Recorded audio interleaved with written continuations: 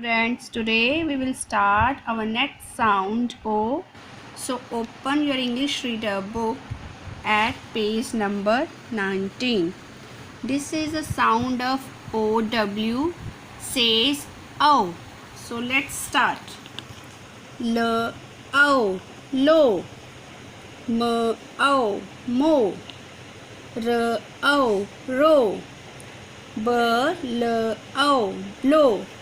N O, no. Here K is silent, so speak it again as N O, no. B O, bow. K R O, crow. TH says th. R O, throw.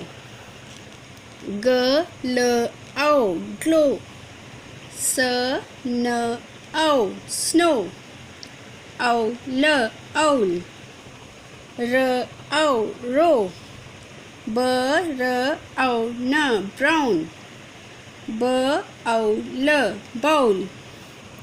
G O N, gown. K R O N, crown.